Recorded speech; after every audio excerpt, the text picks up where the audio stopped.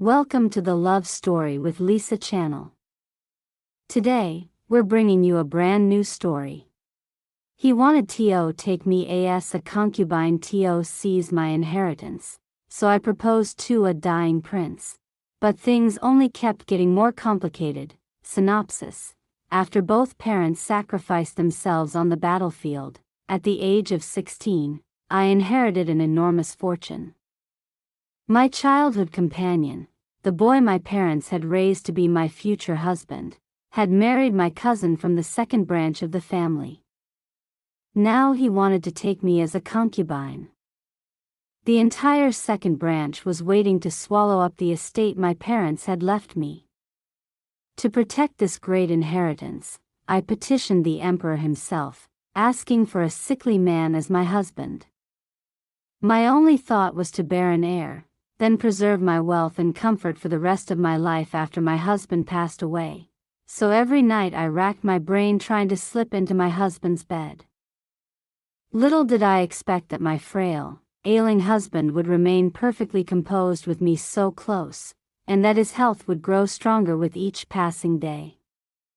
Until that drunken night, when he pressed me down onto the bed and said, "You've been wishing for this lord to die. So you plan to become a widow just like that?" End of synopsis. My parents served by imperial decree as guardians of the northern frontier. For more than a decade they devoted themselves faithfully to their posts, defending the territory of the Xia dynasty, and in the end they perished together on the battlefield. I was 16 years old that year. Their coffins were escorted back to the capital for the funeral. The emperor issued a posthumous decree. My father was elevated to the rank of first-class duke who guards the nation, and my mother to second-class grand general of distant peace, a demonstration of vast imperial grace. The night before the coffins arrived in the capital, my grandmother, who had always been in robust health and had even eaten an extra helping of braised pork knuckle at dinner, was suddenly so overcome with grief by the next morning that she fell gravely ill and could not rise from bed. Both civil and military officials came to offer condolences. My second uncle, that useless man, wanted to cultivate connections with powerful officials while also maintaining a fine reputation in front of others. He made a show of having second aunt help manage the funeral arrangements, but it was all for appearances. There was no real effort or dedication. I personally attended to everything myself, going without sleep for several days, before I was finally able to give my parents a proper farewell. As soon as I had finished with the funeral arrangements, grandmother sent a maidservant to summon me for a talk. When I entered her inner chamber, I found that second uncle and second aunt were also present. The moment grandmother saw me, she began to weep. "It is all because your body has not been well. Otherwise, how could I have borne to leave the arrangements for your parents' funeral to others? You were ill and the physicians said you could not exert yourself, so I had your second aunt help. You poor child. In just a few days you've grown visibly thinner." Grandmother wore a haggard expression, weeping with apparent feeling. Anyone who did not know the situation would truly have believed she was the most loving and benevolent grandmother in the world. I lowered my lashes to hide the mockery in my eyes and said gently, "Grandmother, the most important thing is that you take care of your health. I have only done what a grandchild ought to do." Grandmother dabbed at her eyes. "You are so sensible, and yet it is hard for you. You are still young, and now without your parents to lean on. I truly cannot rest easy." She wept again. "If in the future someone should bully you, how am I to answer to your parents who passed on so early?" "My poor, ill-fated child," second uncle chimed in. "Mother, do not worry. Elder brother is gone, but I am still here. If you are worried that Shuer will be wronged, then let the child be formally adopted under my name. We are one family after all." Elder brother's daughter, I will treat her as my own flesh and blood. I will not let Shure suffer a single grievance. Grandmother was my father's stepmother. She had married into the Bai family as his father's second wife when father was still small. She had not been cruel to my father, but there had been no real affection either. Once second uncle was born, she devoted herself entirely to securing her own son's future. Second uncle had relied on my grandfather's connections to obtain an official post at court and followed the path of a civil official. My father had packed his own bags and enlisted in the army, remaining out of contact for many years before returning with military accomplishments and receiving the title of Grand General. Second uncle was a man without talent. He had relied on others to pave the way, and after years as an official at court, had not a single achievement to show for it. My parents, on the other hand, had guarded the border for years, earning deep trust from His Majesty. Though they were stationed far away at the frontier, the Emperor's rewards came flowing to our household every year like water. The second branch of the family had long been green-eyed with envy, but they feared my parents' high standing and great power and dared not act recklessly. Now my parents had given their lives for the nation. I had no maternal relatives, and the first branch was left with only me, a single orphaned girl. Was this not exactly what they had wanted? Look at them. This entire household was a den of wolves. My parents had barely passed on, and they could no longer contain their scheme to seize my inheritance.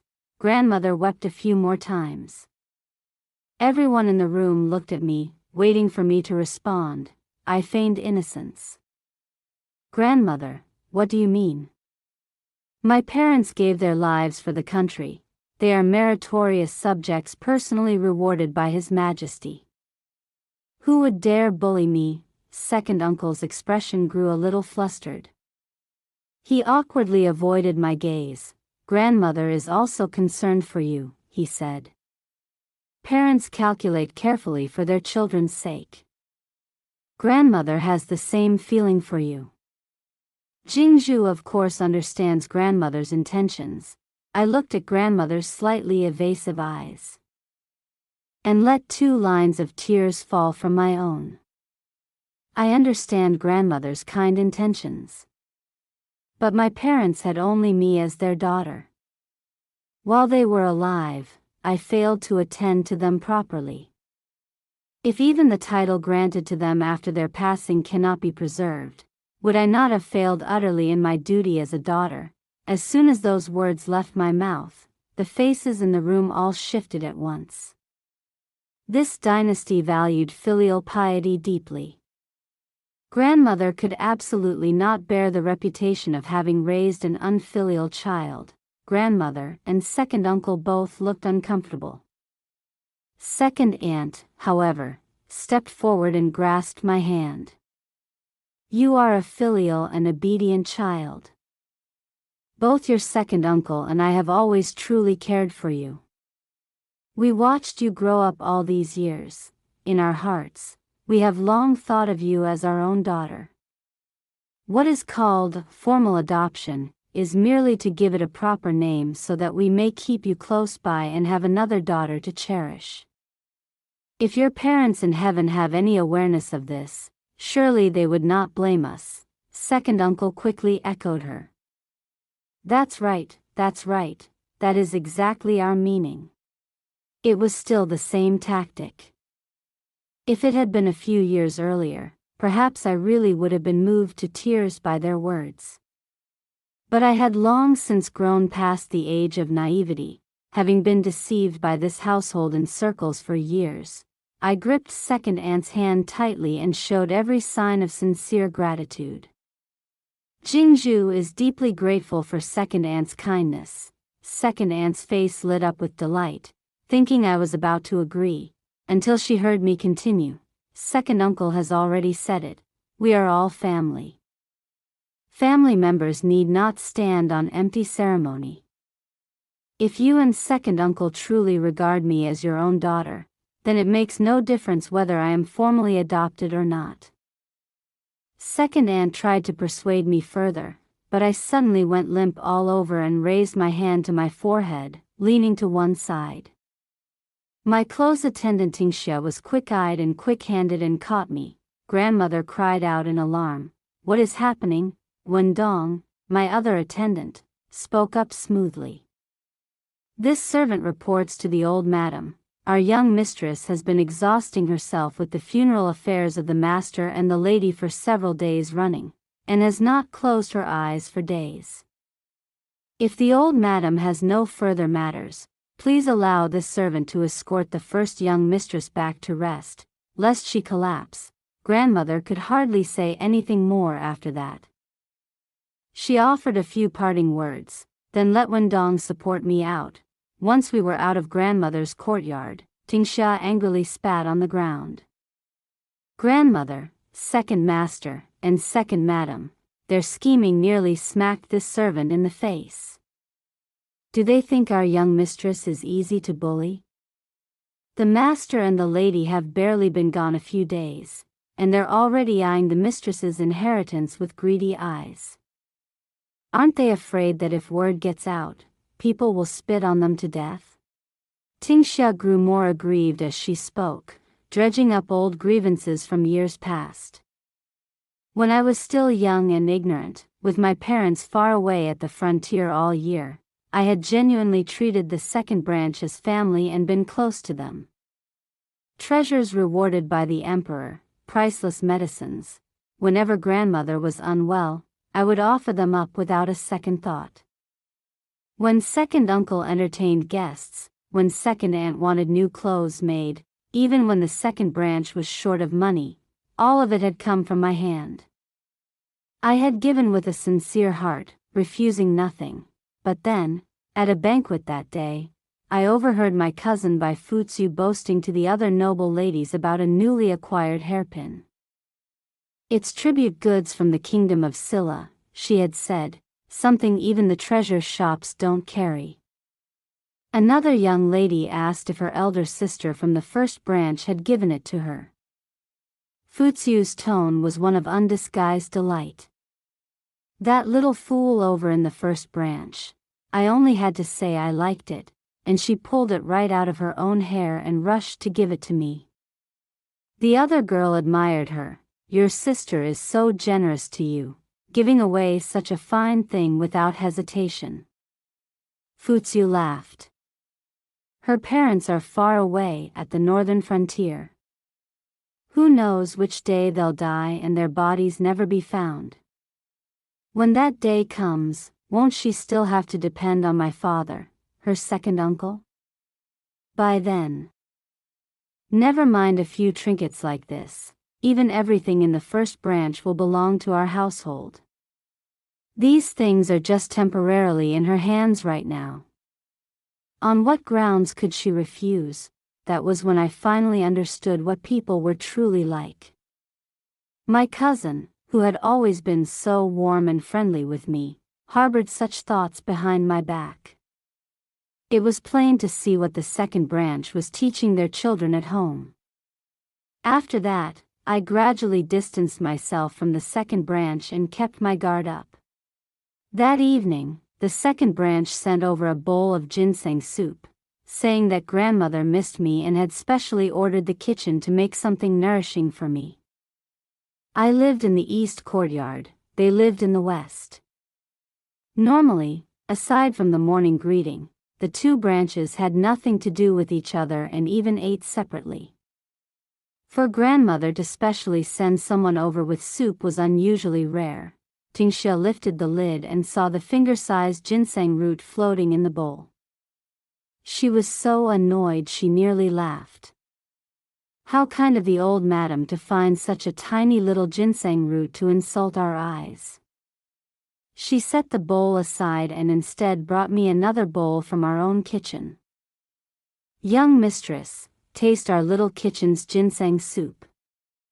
This servant personally went to the storeroom and selected 100-year-old ginseng root. Wendong simmered it all afternoon, far better than what the old madam sent. I had seen too many fine things to care about a ginseng root or two. But this grandmother of mine, whenever she wanted to win my favor, she couldn't bear to spend money. It was just like the year my father came home wrapped in glory, and grandmother, while making a warm padded jacket for second uncle, finally remembered to have a pair of insoles made for my father, except she didn't know his shoe size, so it was nothing more than a token gesture to appear loving. After dinner, Li Zhiming requested an audience. He was the boy my parents had raised as my intended husband since childhood, and who had since married by Futsiu of the second branch. Now I had to address him as younger sister's husband. What was he here for? What terrible luck! Tingxia rolled up her sleeves and was about to go throw him out. I frowned. His coming to the east courtyard was certainly arranged by second uncle. Don't bother arguing with him. Just tell him it's late and I've already retired. If he has business, tell him to come in the daytime tomorrow, together with second sister. When Dong kept watch at the window and asked me whether it was because of what had happened during the day. I had long since stopped associating with Li Zhiming. The fact that he came today, right after I had refused second uncle's proposal of formal adoption, could only mean one thing, the same purpose. My gaze turned cold. The second branch was already running out of patience. The next day after lunch, Li Zhiming came again, alone. He first asked after me with warm concern and offered condolences for my loss. I had seen him during the past several days, but I had been busy with the funeral arrangements and had exchanged no real words with him. I idly skimmed the foam from my tea. He could not contain his impatience. I have come today because there is a matter I wish to discuss with Jingzhu. I set down my teacup and only then looked up at him. Have I not already said, if there is business, come with second sister? Li Zhiming studied my expression. I know Jingzhu dislikes Futsiu. Then do you also know that I want even less to do with you? I fixed him with a cold stare, making no effort to hide my contempt. Li Zhiming seemed struck by my gaze. His face went pale. He awkwardly tightened his grip on his teacup and feigned regret. It is I who wronged Jingzhu. You may reproach me all you like. Only, matters of the heart cannot always be controlled. Futsiu and I are truly in love. Li Zhiming was an orphan my parents had brought back from the battlefield, raising him in the capital in comfort. My parents had only me as their daughter and cherished me like a precious treasure. Worried that I might suffer when I married out into another family, they had always wished to take in a son-in-law who would live with us. They had no grand ambitions for him, only that he treat me well. Li Zhiming was the husband my parents had chosen for me. My parents looked kindly upon Li Zhiming, but they would not force the matter. So at first they kept him in the household under the guise of giving me a playmate. Growing up side by side, day and night, Li Zhiming and I did develop something of a childhood attachment. My mother asked me if I was willing to take Li Zhiming as my husband. When she asked that question, Li Zhiming was standing beneath the pear tree in the front courtyard, reaching up to snap off a branch of pear blossoms for me. He was kind to me then, and so I agreed. My parents also asked Li Zhiming, and he knelt before them and vowed he would treat me well for the rest of his life, until the day I discovered him in a secret meeting with Bai Futsiu. Confronted, he had taken Futsiu's hand and shielded her behind him. Jingzhu, I have always seen Jingzhu as a younger sister. I was only waiting for her to come of age, and then I would have been forced to marry someone I regard as a little sister. I was the daughter of a general. I had my own pride and dignity. If he had told me the truth straightforwardly, I would absolutely not have entangled things further. But he had chosen to humiliate me so thoroughly, trampling my dignity and face into the mud. I spoke my words of severance and broke off all ties with him from that day forward, and now here he came again, casually dismissing everything with one sentence: matters of the heart cannot be controlled, as if he had never wronged me at all. As if I were the one who couldn't understand the ways of the world, I gave a cold smile. You are a man of letters. My father was only a military general. Naturally, he was far less useful to your career prospects than second uncle, a civil official. You simply made a choice between your conscience and your future. And now you drape it in the language of love. Li Zhiming's pupils trembled slightly. He had clearly not expected me to see through the truth hidden beneath his pretense. He awkwardly tightened his grip on his teacup, then assumed a pained expression. I don't know why Jingzhu misunderstands me so. Whether you believe me or not, I came here today specifically to make amends. The master and the lady showed me the grace of rebirth. I carry that in my heart and never dare forget it. I have only been waiting for the day I could repay that great kindness. His eyes reddened with emotion. But now that my benefactors have passed on, and I have not yet been able to repay them, I truly cannot be at peace. He paused, then continued. What the master and the lady most worried about in their final days was surely Jingzhu alone. Since you and I once had an understanding. I still remember the promise I made to the master and lady. If Shu'er does not despise me, I am willing to take care of Jingzhu in their place for the rest of her life. As he spoke, Li Zhiming reached out to take my hand. Tingxia stepped in front of me and revealed the blade at her hip. Watch your hands. Tingxia and Wendong were bodyguards my father had trained for me. They had practiced martial arts since childhood and were skilled fighters, which was precisely why the second branch feared them and did not dare directly harm me. The cold glint of the blade made Li Zhiming's heart leap. He awkwardly withdrew his hand. I caught Tingxia's eye and gestured for her to step back. Then asked him, now that you are married to second sister, how exactly do you propose to take care of me? He thought I was softening. He smiled and said, Shu'er need not worry. Jingzhu and I once had a betrothal agreement. I wish to take Jingzhu as my concubine. Jingzhu and Futsu grew up together as sisters. My household is as good as her home, of course she would not be mistreated. Shu'er, Jingzhu, what do you say? Good thing he could still say such things. Beside me, Tingxia was already fuming from every pore. If I had not held her back, she likely would have rushed forward and cut him into pieces. I stared straight at him, holding his gaze until he grew restless and uneasy. No need.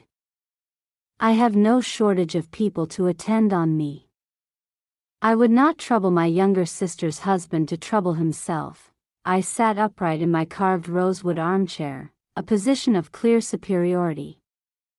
With your standing, you were never worthy of me to begin with. Had the first branch not been blind, how could we have let a white-eyed wolf like you live so comfortably until now? You dare dream of taking me as a concubine? On what grounds do you consider yourself worthy? In the future, look in a mirror before you go out. Stop bringing bad luck on yourself for nothing. After throwing Li Zhiming out, Tingxia was still seething. A toad lusting after the flesh of a swan, he doesn't even know what he is. Even the books in our household are too good for the likes of him. The tea in my cup had gone cold and slightly bitter. Having failed to get me through formal adoption, they had come up with this scheme. The second branch truly had no shame. I wondered if Bai Futsu knew of her father's intentions. When Dong came in to refill my cup and said second young mistress had already made a scene that morning, she must have been told something by second madam to calm her down. But whatever had been said, the second branch had twice gained nothing from me and would certainly not let things rest. I was an unmarried young woman. Today they could not touch me, but given enough time, who knew what they would scheme next? When it came to marriage, parents arranged everything, and I would simply be handed over into the second branch's control. The title of Duke that His Majesty had bestowed upon my father was hereditary, but my father had no sons, only me, a small girl, and of course I could not inherit the title. Relying on myself as a lone woman, I feared it would be difficult even to keep this inheritance, let alone protect myself. There was only one day a thief can plan to steal. There is no such thing as guarding against thieves for 1,000 days. I needed to think carefully and make my own arrangements. On the night of the Mid-Autumn Festival, the Imperial Palace held a banquet. All officials in the capital of the 4th rank and above were permitted to bring family members to attend. The Bai family was naturally on the invitation list. This was not my first time attending a palace banquet, so Tingxia and Wendong helped me with a light touch of makeup. I was in the mourning period. Unsuitable for heavy cosmetics, my dress and appearance were all centered on simplicity and elegance. On our way out, we ran into the second branch, all dressed in elaborate finery. Bai Fuziu, gaudy as ever, draped in silk scarves, gave a mocking laugh. A fine banquet at the Imperial Palace, and you dress like this. Are you not afraid of bringing bad luck? If no one knew better, they'd think you were attending a funeral. Fuziu never missed an opportunity to quarrel with me whenever she saw me. But this time, before I could open my mouth, second aunt beside her panicked and quickly covered Fuziu's mouth. What nonsense are you talking, child?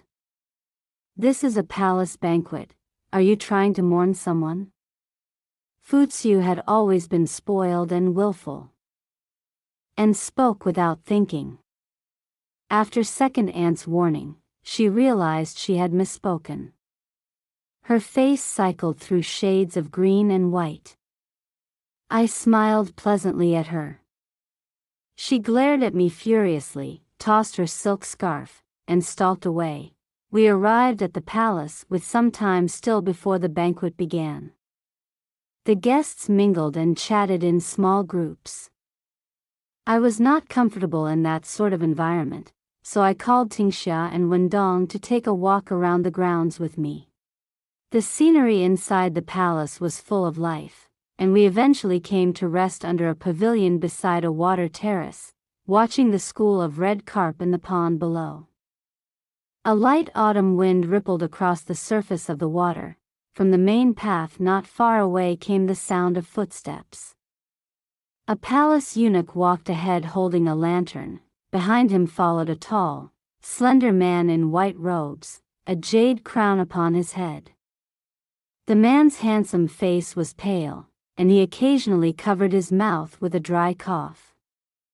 As he passed, the air carried the faint scent of herbal medicine. It is the third prince, Wendong said quietly.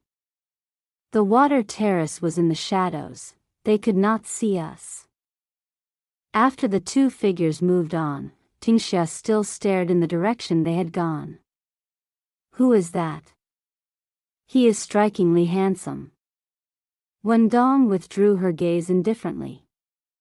Such a frail man with such striking looks, in the entire palace, only the third prince fits that description. His health has always been poor. Has he not usually avoided gatherings like these? Even confined indoors, one must come out to breathe fresh air sometimes, Tingxia nodded. Then she propped her chin on her hand and sighed. What a pity, such a beautiful face, and yet a sickly man. Who knows how many more years he has? When it was nearly time for the banquet to begin, I led Tingxia and Wendong back to the hall and took our seats. The third prince was seated diagonally above us, not far from where I sat. It had been too dark earlier to see clearly. Now, looking carefully, the third prince's appearance was indeed strikingly beautiful. Even the pallor of illness could not diminish it. Before his illness, he had been the dream of every unmarried lady in the capital. Now, whenever people spoke of him, they sighed and lamented. He had once been a glorious talent, and now he was a man of fated doom. Perhaps my gaze was too intent. The third prince noticed and glanced over. I hurriedly looked away, fixing my stare on the palace lanterns and not daring to move. After a long moment, I cautiously turned my head back. The third prince happened to be laughing and talking with someone else. I breathed a quiet sigh of relief. Tingxia leaned close to my ear and whispered, "Young mistress, the third prince was looking at you just now." There was no palace banquet without a troupe of court dancers. Every year at the Mid-Autumn Festival there was this same performance, called reunion. When one particular dance ended, a quiet sobbing floated out from a corner. The sound was not loud, but because the music had just stopped, it was particularly noticeable. Even the emperor on the high dais heard it. "Who is weeping?" I had not managed to wipe away the tears on my face in time. I stepped forward, knelt, and bowed my head. "This subject woman has been unbecoming. I beg your majesty's forgiveness." Second uncle and second aunt, standing off to the side, had long since gone white with shock, hunching in the corner like quails, not daring to make a sound, terrified of being implicated by my actions. Causing a disturbance before the emperor was a grave offense. The emperor on high fixed me with a serious gaze. "Why do you weep? The Mid-Autumn Festival is a time of joyful reunion for all families. But this subject woman's parents gave their lives at the frontier, and can never be reunited with me in this life." This subject woman was moved by the scene before her, and could not help herself. "It is her fault for disturbing your majesty's peace." The emperor was startled. A eunuch beside him leaned in to remind him, and as soon as he heard my identity, the emperor's gaze softened. "Your parents gave their lives for the country. You are so filial. We shall not hold you guilty." I retreated through tears, knelt again, and gave thanks. When the emperor heard mention of my parents again, he was moved with feeling and wished to grant me something. "Whatever you wish to ask, we shall grant it. Consider it a comfort to the spirits of your parents in the afterlife." This was exactly the line I had been waiting for. I suppressed the delight in my eyes and spoke loudly. "This subject woman has long admired His Highness the Third Prince, and humbly begs your majesty to bestow a marriage. Rather than letting the second branch dictate my marriage and scheme for my inheritance, I was better off finding my own way out."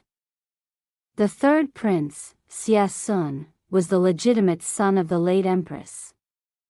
Had it not been for the accident 3 years ago that had ruined his health, he would have been one of the most promising candidates for the throne. In the eyes of outsiders now, he was nothing more than a sickly man with no prospects and no path to the throne. But for me, he was a rare and suitable match. First, he already had his own estate and fief, and could enjoy all the comforts of wealth. Second, he kept himself clean. He had no wife, and I had heard that he did not even have a concubine or room companion. If I could marry him and enter his household, would be the lady of the house with no rivalry in the inner court. As long as I could bear a legitimate son, it would be his only child. Even if the third prince were to die early one day, my son could inherit the title and estate under imperial protection. The great inheritance my parents had left me, brought into the marriage as a dowry, would absolutely not fall into the hands of others. With my family background, marrying Xie Sun was no great step down. The difficulty lay in making him agree, but if the emperor were to speak on my behalf, that was a different matter entirely. I knelt in the center of the great hall, tears running down my face. This subject woman had vowed to observe 3 years of mourning for her parents, and it is still within the mourning period. It is not proper to speak of such things now. But this subject woman has dreamed of her parents night after night, their spirits anxious for her future, lingering in the mortal world and unwilling to depart. She cannot bear to see her parents unable to rest peacefully in the afterlife, and weeps day and night. It is only out of the most helpless necessity that she has dared to beseech your Majesty. I bowed my head again, begging your Majesty to forgive this subject woman for her unfilial act, and to fulfill the loving wishes of her parents. On the carriage ride back to the estate, I sat in the same carriage as by Futsu. Second uncle and second aunt rode in a separate carriage. I thought back on second uncle and second aunt's black as ink expressions as they left the palace just now, and nearly couldn't hold back a laugh. The emperor's decree had determined this marriage. My entire fortune would enter the third prince's estate as my dowry, and the second branch would not get a single coin of it. Futsu could no longer contain herself and challenged me. Did you refuse to be adopted all along because you'd already found backing and looked down on us? I gave her a cool glance, with not a trace of a smile in my eyes. I made things perfectly clear to second aunt at the time.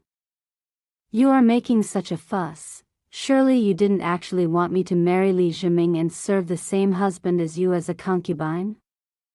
Bai Futsu choked. Naturally she didn't want that, but could she come right out and admit that her family had been coveting my inheritance and had turned petty and vicious out of envy? Futsu clamped her mouth shut and said no more. When the carriage arrived at the estate, I returned to rest in my own east courtyard. The commotion at the palace alarmed my grandmother.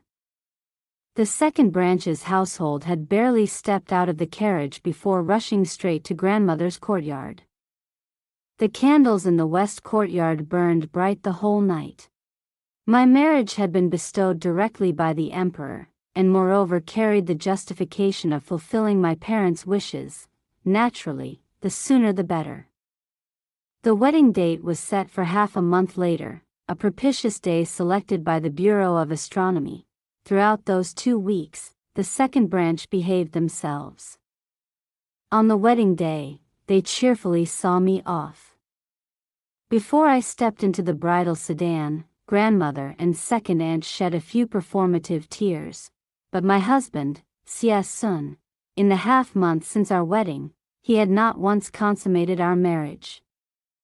On our wedding night, I lay fully dressed beside Xie Sun, heart pounding like a drum. The pages of the illustrated pillow book my wet nurse had secretly slipped to me cycling through my mind. But left and right I waited, and all I received in the end was Xie Sun pulling the blanket over me, and one sentence: there is nothing improper in my thoughts. Go to sleep. I knew his health was poor. I thought that after an exhausting day of receiving guests, it was natural he would have no energy. But then the second day, and the third, even when I deliberately wore a light, gauzy robe, I saw not a flicker of earthly desire on his face. That was when I began to wonder whether, after years of illness, Xie Sun had perhaps already become unable. If so, how was I to bear an heir? If one day he died of his illness, would not even have a pillar to lean on. Simply waiting for death was not in my nature. I instructed Wendong to retrieve some precious dark-spotted chi berries from the storeroom, and personally boiled a pot of old duck soup with angelica root and wolfberries. Estimating that Xie Sun would be done with court and settled in his study by now, I carried the soup pot and went to find him. In the study, Xie Sun was holding a chess manual, absorbed in playing a game against himself. The attendant beside him saw me and called out respectfully, "Your Highness's consort." Xie Sun looked up. His jade-like face was expressionless as a deep well, and yet it was pleasing to the eye. "What brings my consort to see me?" I stepped forward carrying the soup pot, smiling warmly. "The weather is turning cold. I personally cooked this soup to nourish my husband's health." He was my husband, and I had declared my devotion to him before everyone. So in front of him, I put on every manner of a tender young woman. I set the soup pot on the desk and attentively lifted the lid, ladled out a bowl, and passed it to him. "Husband, please have a taste." Sia Sun stared at the dark layer of floating chi berries on the surface of the clear soup. The air paused for a moment. He seemed to hesitate, but in the end, beneath my expectant gaze, he silently picked up the bowl and drained it in one go. From that day on, I changed the soup recipe each day for Sia Sun. White pigeon with Chinese yam and Solomon's seal, pigtail with black bean and eukamia, black bone chicken with lotus seed and fragrant lotus, 7 days in a row without repeating. Until the 8th day, when Sia Sun, in the middle of court before all the civil and military officials, had a nosebleed, he returned to the estate afterward and the first thing he said to me was, "My consort, is it possible for me not to drink the soup anymore?" My heart gave a guilty lurch. I didn't dare say another word, and quickly nodded. Haste makes waste. I would have to put the matter of bearing an heir on hold for a time. A few days later, Princess Minghua held a garden banquet at Bian Villa to admire the plum blossoms. Princess Minghua and Sia Sun were full siblings from the same mother, and she was the eldest imperial princess, a woman of the highest standing. It was only natural that all the noble families in the capital would attend, so encountering the second branch of the Bai family was not entirely unexpected. Second aunt warmly clasped my hand. "I knew you would be here too. Second sister and I have been looking forward to seeing you." Bai Futsu dared not make trouble with Sia Sun standing beside me, and could only smile in agreement. "Yes, sister, it has been so long. Little sister has truly missed you." I glanced around. "Why don't I see grandmother?" Second aunt said that Princess Minghua had not only organized a plum viewing banquet but had also specially invited the Venerable Master Wuxin from Baoyin Temple to hold a Dharma assembly for sutra chanting. The temple had long been known as a national temple, and Master Wuxin was held in the highest esteem. Grandmother was devoted to Buddhism and loved nothing better than these Buddhist gatherings. Second aunt said the weather was cold and she was afraid of harm to grandmother's health. So it would not be suitable for the elderly woman to climb the mountain. "But the old lady is worried about you, second sister. How are you and His Highness getting along?" she asked. "His Highness treats me very well," I said. Li Zhiming, who had been standing quietly beside Bai Futsu all along, heard these words and fixed me with a brooding stare, as if trying to determine whether I was telling the truth. But I was entirely sincere. Sia Sun, though he did not show me warmth or closeness in daily life, had never given me reason for complaint. Li Zhiming saw that my smile did not appear to be false, and his expression darkened several more shades. Bian Villa was blanketed with red plum trees across every hill and slope. The guests strolled in small groups of 2 or 3, some admiring the plums, others drinking tea. Sia Sun and I walked side by side through the plum grove, the second branch falling back a few paces behind. Snow had fallen a few days before, leaving the ground damp and slippery. Those delicate bones of Sia Sun's could not survive a fall, so I wrapped both hands around his arm and steadied him. Sia Sun had not expected my sudden gesture. His arm tensed. I had always assumed that given his illness, his body would be slight and thin, but on contact I realized the arm beneath his sleeve was unexpectedly firm and solid. How can someone like this be unable? I thought with dejection. Then a voice came, cool and unhurried, in my ear. My consort's brother-in-law seems very concerned about you. From the moment we arrived, his gaze has been fixed on you without once moving away. I turned. Sure enough, I met Li Zhiming's brooding stare. Husband and wife are one. There is no need to hide what happened before. It would be better to avoid needless trouble later. I said to him, he and I once had a betrothal agreement. Xie Sun paused mid-step. Then continued walking, something unreadable appearing in his eyes. It seems an old flame is hard to forget, he murmured. I felt him trying to withdraw his arm. I instinctively tightened my grip, ignoring the ache where his elbow grazed my chest, and hurried to explain. When my parents feared I might suffer if I married out, they planned to take him in as a son-in-law. There was no formal paperwork, only a verbal agreement. Moreover, he is now my second sister's husband. A man so ungrateful and without talent or virtue, I had already held him in contempt long before. And my husband is the one I hold above all else in my heart. What old flame could there possibly be between him and me? If there is none, there is none. Why is my consort in such a rush? I looked up at him.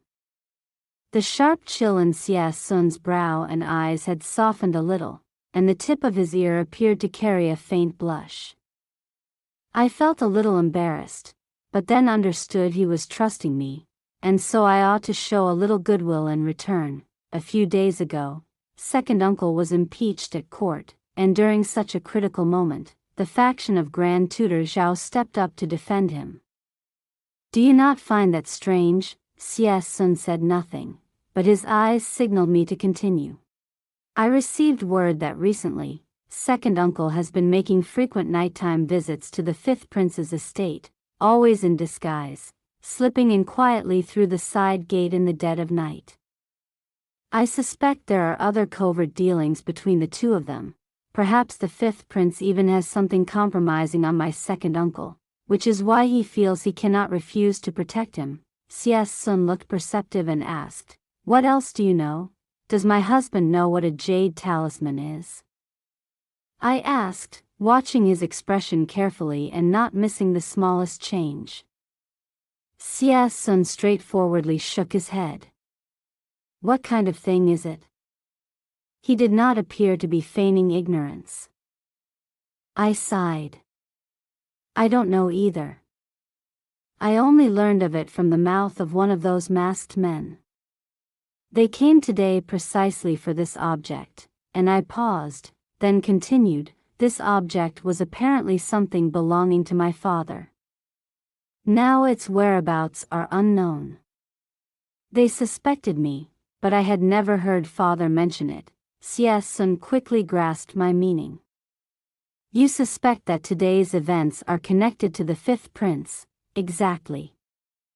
If we can investigate and uncover information related to the jade talisman, we may be able to learn what scheme my second uncle and the fifth prince are plotting together. The second branch's many attempts to seize my inheritance are also likely connected to this jade talisman. It must be something of extreme importance. This concerns my father. I must investigate it thoroughly. But I have limited strength on my own. I can only borrow your hand. Xie Sun did not immediately express his position.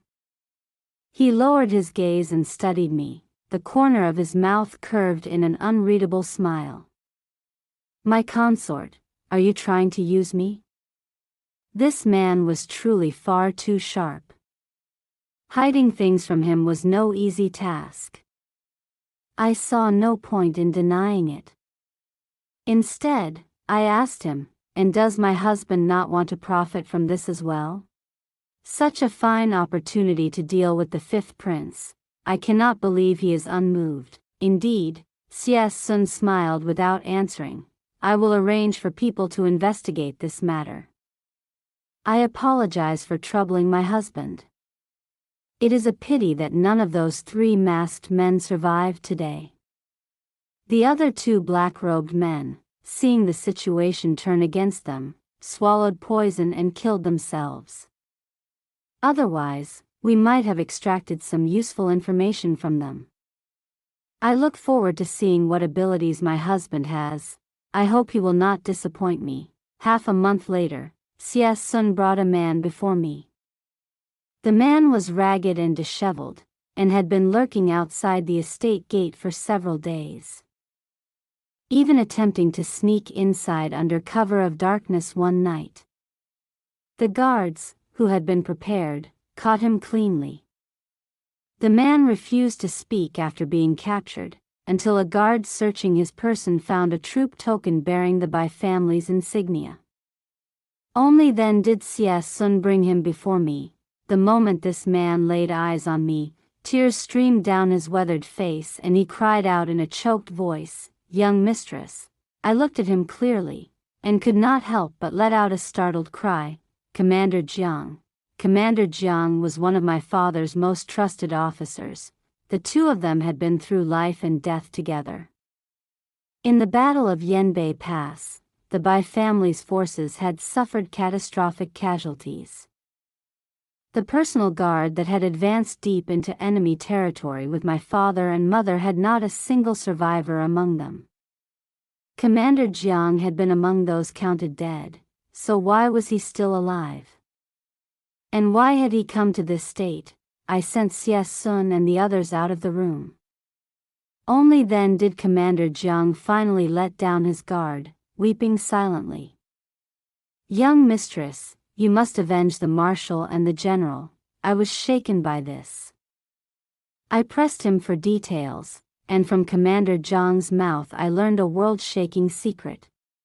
My father and mother, along with a unit of personal guards, had been ambushed by enemy forces at Yanbei Pass. Commander Jiang was the sole survivor. When he opened his eyes in the pile of corpses, he happened to witness a group of men searching through the bodies scattered around. He did not move. From their conversation, he learned that these men belonged to the 5th Prince, and that they were searching for the bodies of my parents. "Our ambush was never an accident," Commander Jiang said, his voice shaking with rage. "Everything was orchestrated by the 5th Prince. He killed the marshal and the general.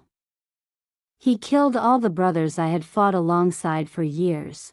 I felt suddenly cold all over. "Why would he do this?" Commander Jiang said through gritted teeth. "He wanted military power." I didn't understand. Even if the 5th Prince schemed to kill my parents, the military authority in my father's hands would only have passed to the emperor.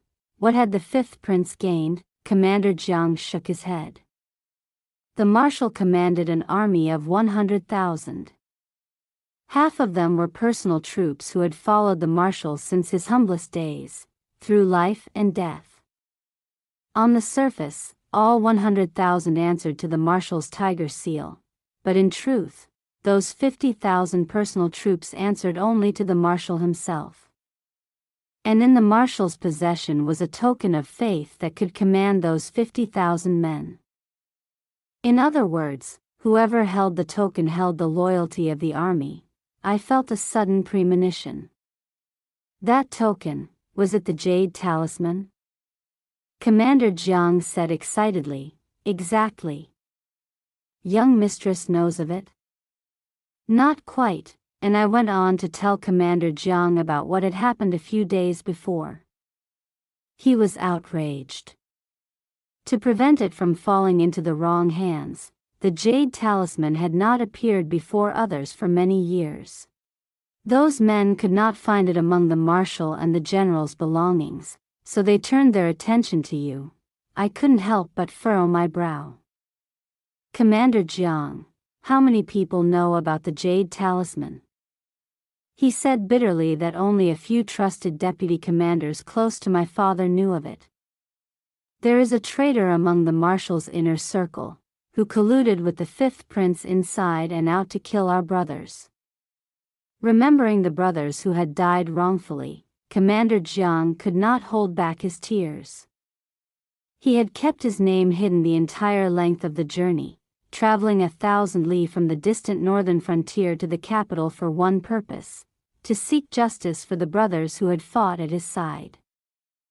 I tightened my fist within my sleeve, straining to suppress the hatred rising like a tide inside me, and made a solemn promise to Commander Jiang: "Thank you for telling me the truth. By Jingzhu swears here today, even if it costs this life, she will avenge her parents and clear the name of them and all the soldiers who died wrongfully." Leaving the room, I went directly to find Xie Sun. He was in the study. I pushed open the door and knelt before him, bowing my head in a formal salute. Bai Jingzhu wishes to assist His Highness the Third Prince in ascending the throne with glory. She begs His Highness, for the sake of the soldiers of the northern frontier who died wrongfully, to seek justice. From the moment I had guessed that Xie Sun was feigning illness, I had understood his ambitions. Before the accident at Shadow Deer Mountain 3 years ago, Xie Sun had been the most outstanding prince in the dynasty, the crown prince candidate most favored by the court officials. Yet the emperor, wary of his son's brilliance, had quietly propped up the fifth prince, born of Empress Xiao, as a counterweight against Xie Sun. Xie Sun's maternal grandfather had once been a founding general who helped the late emperor conquer the realm. Later, due to the emperor's wariness, he was driven out of power and had relinquished all authority many years ago. Thus, faced with the fifth prince who had powerful maternal family backing, Xie Sun was in a rather difficult position. It was not until 3 years ago, during that accident, that Xie Sun had apparently withdrawn from the competition for the throne. But in truth, he had been biding his time. I had reason to suspect that the moment he was gravely injured protecting the emperor during the hunt at Shadow Deer Mountain had been an elaborate act of self-sacrifice that Xie Sun had carefully arranged himself. The study was so still that the drop of a pin could have been heard. Xie Sun sat upright in his seat. I remained kneeling straight-backed before him. His black boots with golden cloud motif stopped before my face. He was perfectly composed, as if entirely unaware of how earth-shaking the words I had just spoken truly were. "How does my consort wish to help me?" I slipped the jade bangle from my neck, one I had never taken off, and raised it with both hands. 50,000 elite soldiers of the northern frontier, at His Highness's command. I had just spent time with Commander Jiang thinking, a token as important as the jade talisman.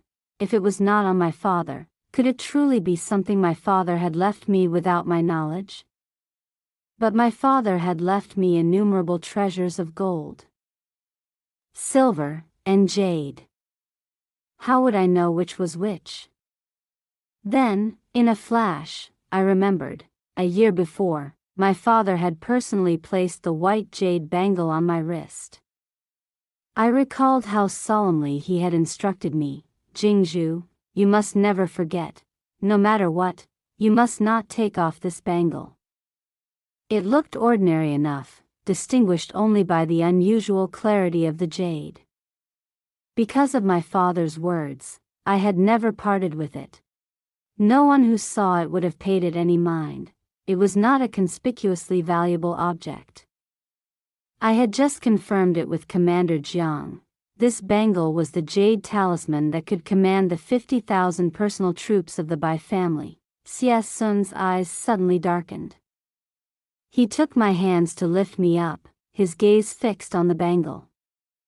"The jade talisman," he began, and I finished. I know. I had already told him everything. Xie Sun's expression took on a gravity I had never seen before. After a long silence, he looked steadily into my eyes and promised, I swear to you, I will avenge your parents and the 10,000 wrongfully slain soldiers of the northern frontier." In truth, telling Xie Sun everything was not entirely a matter of trusting him, it was a gamble. The struggle between Xie Sun and the fifth prince had already reached the point of no return. Xie Sun was ambitious, capable, and cunning. I bet on Xie Sun winning. Xie Sun and I formed a partnership. He would take on the fifth prince directly, while I, with Commander Zhang's help, made contact with my parents' former subordinates. Half a month later, something that shook the entire court occurred. The people of Yi Prefecture in the south collectively signed a petition accusing Zhao Tai, the fifth prince's maternal cousin and a relative of Grand Tutor Zhao, of abusing his family connections to commit every manner of atrocity. The petition was written in words soaked with blood and tears, and at the end was a thick stack of vivid red fingerprints, like blood and weeping made solid. Empress Zhao, now unable to remain calm, disregarded the palace restrictions and charged into the emperor's inner sanctum, and was reprimanded by the emperor, who directly deposed her as empress. The court landscape changed overnight. Among the princes, the one who had now gathered the most military loyalty turned out to be the fourth prince, always previously unremarkable. His mother had been a lowly sweeping palace maid, of humble origin and weak temperament, who had raised a son equally unimpressive. No one would have thought military hearts could turn this way, but the aging emperor needed not an outstanding prince but a piece to be moved without posing any threat to his own throne. Just when all the officials believed the emperor would name the fourth prince as crown prince, the emperor fell gravely ill, and the fifth prince, who should have been confined, used the pretext of attending at his father's bedside to lead troops and seize control of the entire palace. The fifth prince's move came suddenly. In one night, the capital's entire power shifted like wind and cloud. Xie Sun and I disguised ourselves that night to flee the city, but we were intercepted by the fifth prince's troops halfway and escorted into the imperial palace under guard. In the brightly lit Great Hall, Xie Sun and I stood alongside a group of officials and their wives and family members who had all been detained inside. The fifth prince strode in wearing a brand new imperial robe, head held high like a victorious fighting cock. His imperial guards dragged a blood-soaked figure and hurled him down before me. I recognized him, Liang Changhua. He was already dead, obviously.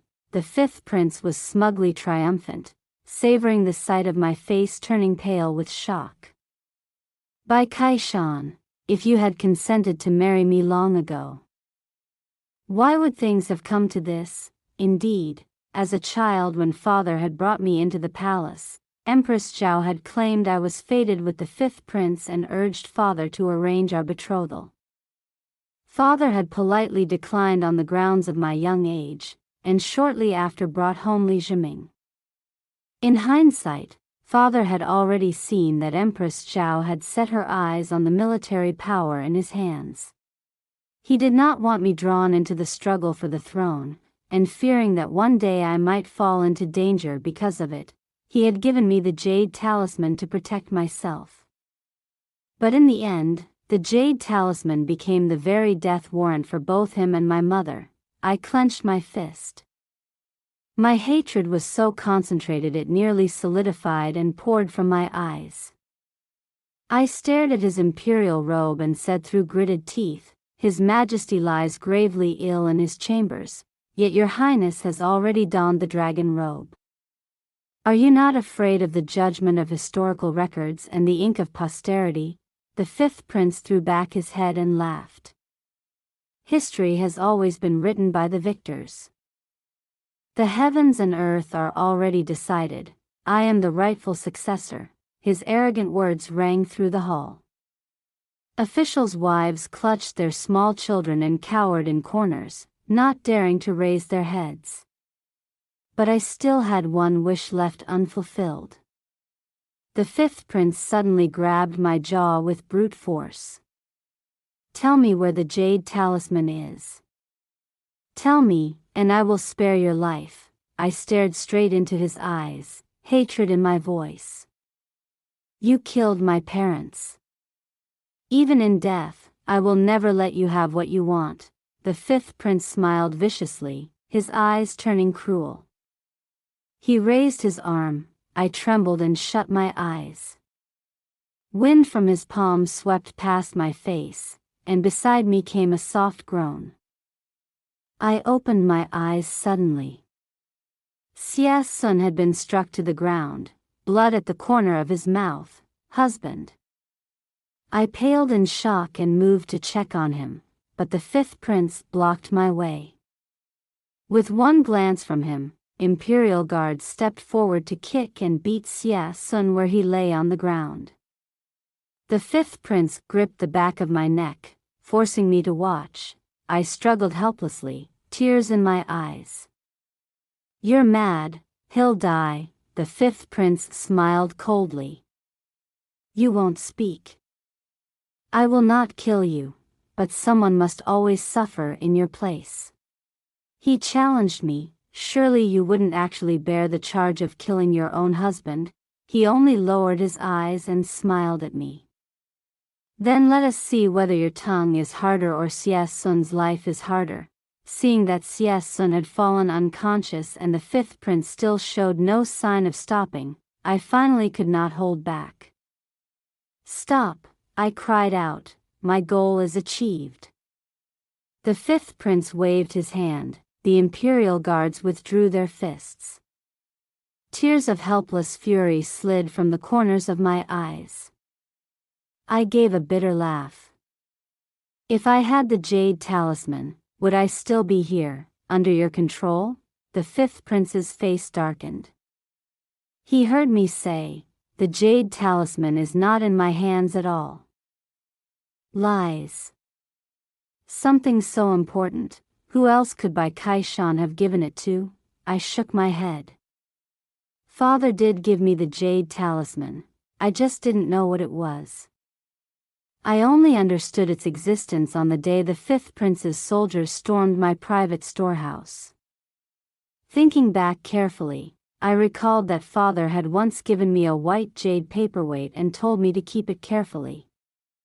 But I failed to grasp father's deeper meaning, and carelessly left it sitting on my writing desk. The fifth prince grew urgent. "Then where is that paperweight now?" My cousin from the second branch saw that the paperweight had a lovely shape and asked me for it. I gave it to her. The fifth prince did not believe it. "Your father told you to keep it carefully, and you gave it away so easily?" I held his scrutinizing gaze with calm. "When I was young, cousin and I were close. Anything she liked, I have always been willing to give without hesitation." Bai Futsu had made a habit of boasting to others about the things she had taken from me, and there were few among the capital's noble families who did not know of it. The fifth prince had naturally heard of it as well. His expression grew unsettled, doubt beginning to stir. I pressed the advantage and added, "Your Highness has keen eyes and ears. Naturally you know that I have been going back and forth to the Bai family estate regularly. You do not suspect something?" He didn't deny it, and waited for me to continue. I gave a slight smile. "The second branch and I have long been at open odds with each other. Does His Highness not find it suspicious? Why have I made so many trips to the Bai estate? Surely you don't think I was there to reminisce with my grandmother and second uncle." With that, the fifth prince charged out the door. From outside the hall came the sound of his excited commands. The very same night, the second branch of the Bai family was sound asleep when the sound of crashing and crying jolted them awake. The Imperial guards tore the entire Bai estate apart. Every manner of jade and paperweight was turned out by the basketful, but the fifth prince's face grew darker and darker, and in the end, every member of the second branch was thrown into prison. Second uncle, who had been enjoying sweet dreams of rising in rank and station once the fifth prince took the throne, now found himself in a cell, shaking out of his wits. He was a civil official through and through. It never could have occurred to him that one day he might become entangled in a jade talisman that could command 10,000 soldiers. The most pressing issue was that the second branch had taken so many things from my hands over the years. How could he possibly remember a single white jade paperweight? For all he knew, it might have been lost or broken one day, or casually given away to a servant. But if that were truly the case, would he have any life left? He had no choice but to insist he had never seen the object. Bai Futsu was dead, there was no witness to contradict him. The fifth prince did not fully believe me, but he also doubted the second branch. He could only place his hopes in ransacking the estate and rigorous interrogation. I dared not lower my guard. The stalling tactic could not hold indefinitely. As I had expected, half a month later, the fifth prince had nothing to show for his efforts and finally noticed something was wrong. But it was already too late. An army of 50,000, marching under the banner of rescuing the emperor, had swept into the capital. And the man leading them was Xie Sun. When the capital garrison commander came to report, the fifth prince was in the middle of choking my throat demanding to know the whereabouts of the jade talisman. He heard the report and could not believe it.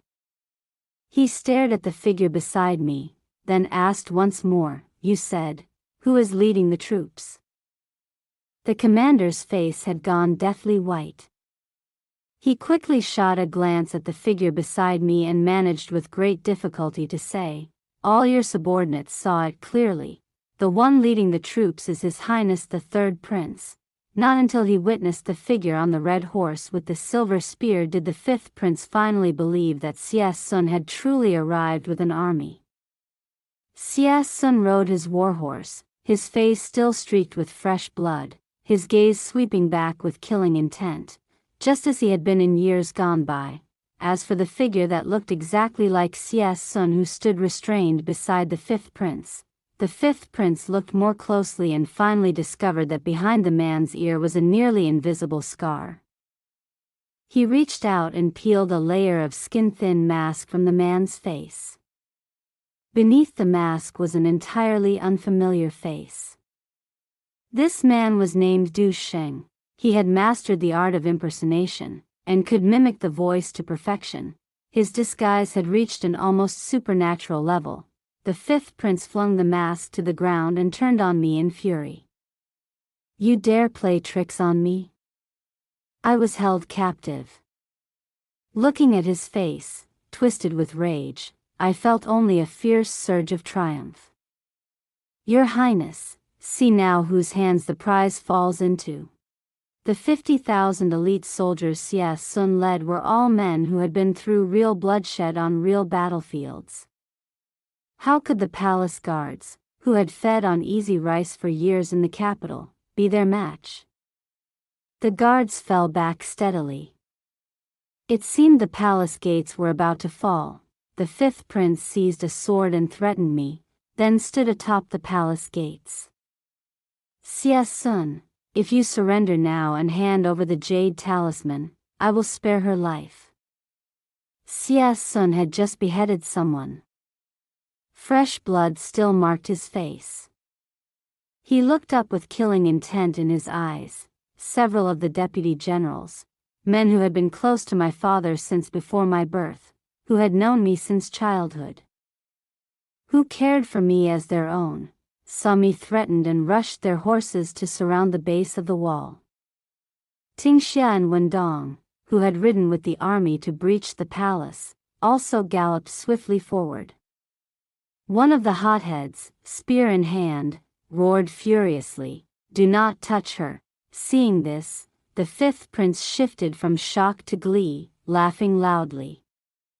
"Xie Sun, what does having the jade talisman matter? Those Bai family soldiers are, in the end, the Bai family's men. Their loyalty is to the Bai family. Xie Sun gripped his silver spear tightly. His jade-like face beneath the glint of steel grew colder and more severe. If you dare touch her, these 50,000 Bai family soldiers will not let you go. The fifth prince was not in the least afraid. Right now Bai Jingzhu's life is in my hands. Don't I decide everything? Xie Sun, I give you two choices. He smiled treacherously, his eyes going vicious.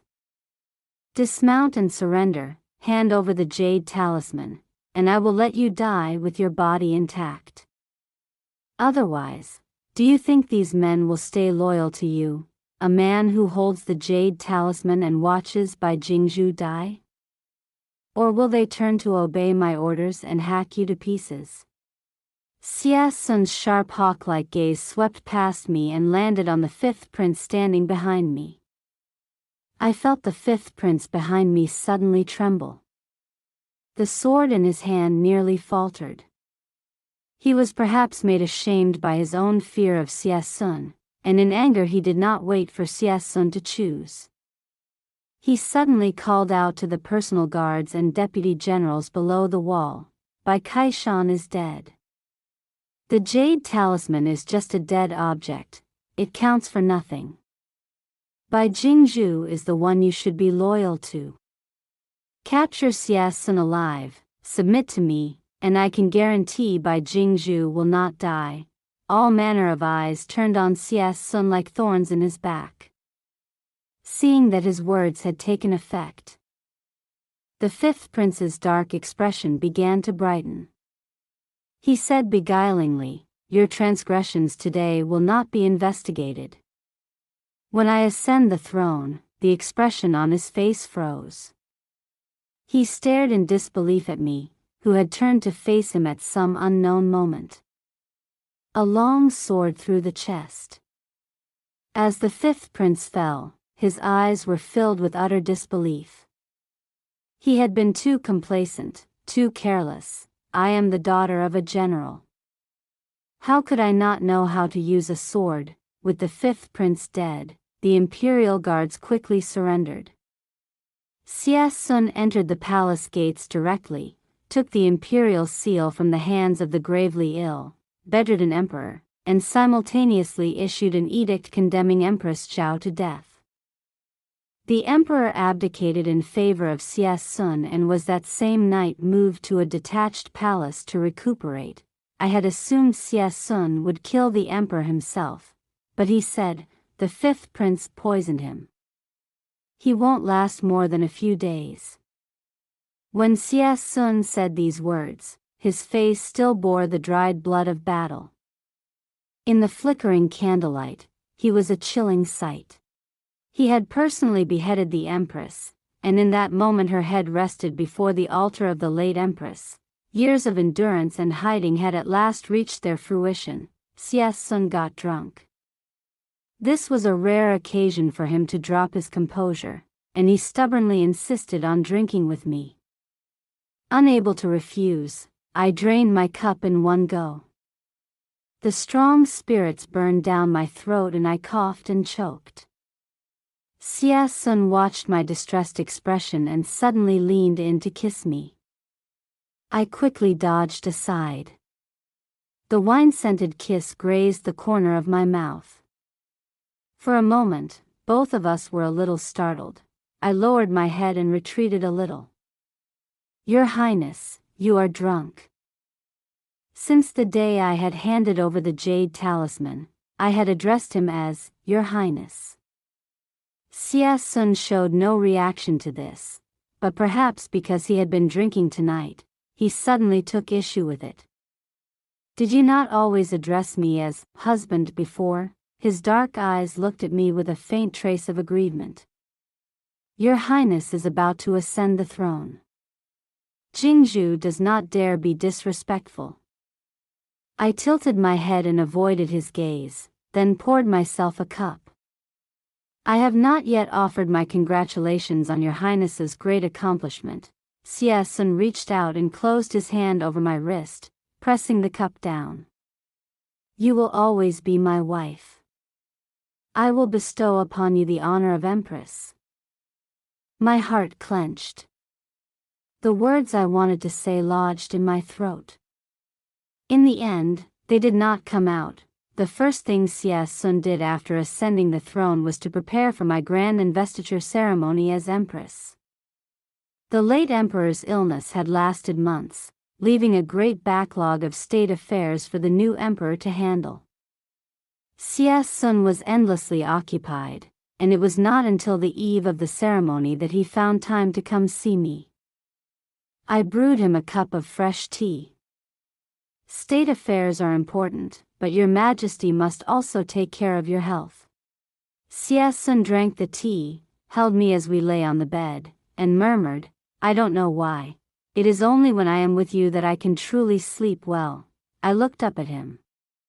He had already closed his eyes. His breathing settled into a slow, steady rhythm. Of course he slept well. I had put a full measure of sleeping drug in the tea. On the eve of my Empress investiture ceremony, I fled. Though I only got 500 li away before I was stopped, at sunrise, Xie Sun stood in the morning light, his jaw tight, and escorted me back to the palace. He had not expected me to turn his own trick against him. His expression darkened dangerously. I shook my head. The play has already ended. Does your majesty still not wish to lower the curtain? Xie Sun was taken aback. Before he could reply, I continued, Commander Zhang's appearance was not accidental, was it, your majesty? In an instant, the color drained from Xie Sun's face. Commander Jiang had also told me something else. He had traveled 1,000 li from the northern frontier to the capital, originally intending to petition the late emperor and expose the fifth prince's crimes.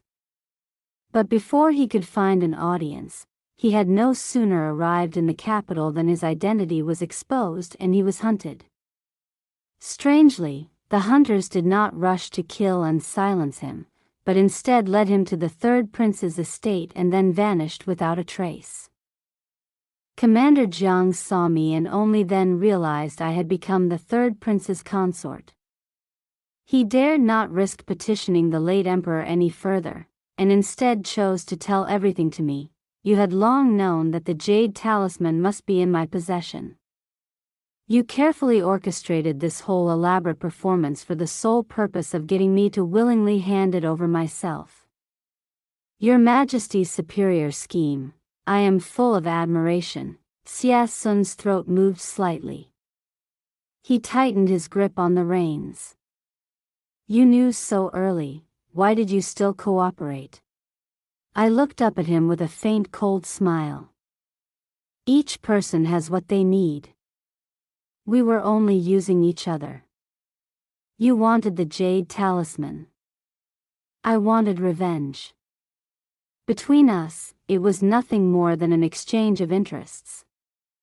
You need not keep me tied to your side forever. Xie Sun was unwilling to let me go. He argued that being mistress of the inner palace, second to none under heaven, was a fine position. I shook my head with a faint cold smile. Your Majesty is merely wary of me. You might as well speak plainly. After Xie Sun ascended the throne, he had rewarded all the meritorious officials, except that the question of rewarding the Bai family soldiers who had helped him take the palace was left undecided. The fifth prince's words that day had, in the end, left a small ripple in his heart. Keeping me here was a way to restrain the Bai family soldiers, just as the late emperor had been wary of my parents, keeping me in the capital as a hostage. Xie Sun's expression grew grave. He dropped the pretense of warmth and summoned the archers who had been hidden throughout the area. We will not give you a second choice. Tingxia and Wendong had long since positioned themselves on either side of me. Seeing this, both of them stepped forward, shielding me tightly from behind. Tingxia's hand tightened on her blade, cold light flashing in her eyes. Young mistress, do not be afraid. This servant and Wendong will stake our lives to open a path for you. Xia's son had come prepared, resistance would be futile. I spurred my horse forward, pushing aside the two who stood blocking my path, and asked Xia's son, if I return to the palace, will you truly be at ease? Xia's son pressed his lips together and said nothing. You won't, I answered for him. You will do to me what the late emperor did to your mother, killed by jealousy. Once you have planted the seed of suspicion in your heart, it is nearly impossible to uproot. I do not want to go down that road with you. I sighed. Besides, I looked into his eyes. Have you not already given me the goo poison? On the night Xia's son made me drink the wine laced with goo poison. If ever I harbored thoughts of harming him, I would die violently. This goo came from the northern frontier. I had recognized it almost immediately. Xia's son's hand on the reins trembled. He looked at me with an extraordinarily complex gaze, as if he had never truly seen me clearly before. Xia's son, I met his eyes. I have never once thought of killing you. When I had first married Xia's son, all I had sought was a safe refuge and the preservation of my parents' legacy. Later, when I learned the truth, what I sought was only vengeance for my parents' wrongful deaths. As I had said from the beginning, between Xia's son and me, we had each used the other, and along the way we had supported each other too. Neither of us owed the other anything. Now that all debts of gratitude and enmity were settled, I wanted my freedom. Xia's son remained silent, facing me for a long time. In the end, he raised his hand and dismissed the archers. The sky, at some unknown moment, had gathered a few dark and overcast clouds hanging heavy overhead. He seemed to want to say something, starting and stopping several times. It is about to rain, he said at last, then added, there may be thunder. I looked up at the sky and met his gaze, which held a barely concealed hope. And smiled. So it is, we had best be on our way. The hope in Xia's son's eyes instantly dissolved. His gaze darkened, little by little. Slippery road in the rain. Travel carefully, I gave him a bow of farewell. This journey has no date of return. May your majesty live in peace and happiness for many long years. On the road north toward the frontier, Tingxia kept glancing at me, opening her mouth and closing it again. I found it amusing. Say what you want to say. Tingxia's face crumpled with worry. That rotten emperor gave you goo poison. You don't have any murderous intent toward him, fine. But what if one day his suspicious nature flares up again? By then, even if he hunts you to the ends of the earth and drags you back, won't you just have to do whatever he wants? Tingxia grew more frightened as she spoke, and suddenly turned her horse around wanting to go back. No, this servant must go back right now and bind him up and force him to hand over the antidote. I quickly stopped her. Come back, come back. It took great effort to pull her back. Half angry, half amused, I poked her forehead. Do you think your mistress is a fool? Would I truly put my life in someone else's hands and let them decide my fate? Tingxia stared at me blankly. But, I never actually drank that cup of wine. Wendong, hearing this, also widened her eyes. The young mistress intentionally mentioned it just now? I nodded. Xia's son is suspicious by nature. Only by letting him believe I willingly drank the wine, and therefore had nothing to hide, could I truly earn his trust. Xia's son perhaps has some genuine feelings for me. But I am not foolish enough to bet my life on how heavily I weigh in his heart. No matter how deeply that scale tips, it will never outweigh imperial power. Rather than being locked away in a deep palace like a cage, with Xie's Sun watching me with suspicion and guardedness, it is far better to roam freely under the open sky. In the end, the rain never fell. The dark clouds scattered, and sunlight broke through the layers of cloud to shine down on the world. I spurred my horse forward and snapped the reins. Behind me, Tingxia and Wendong galloped to catch up, riding with me toward the horizon. End of story. If you enjoyed the story, don't forget to like and subscribe to Love Stories with Lisa for more stories. Thank you so much.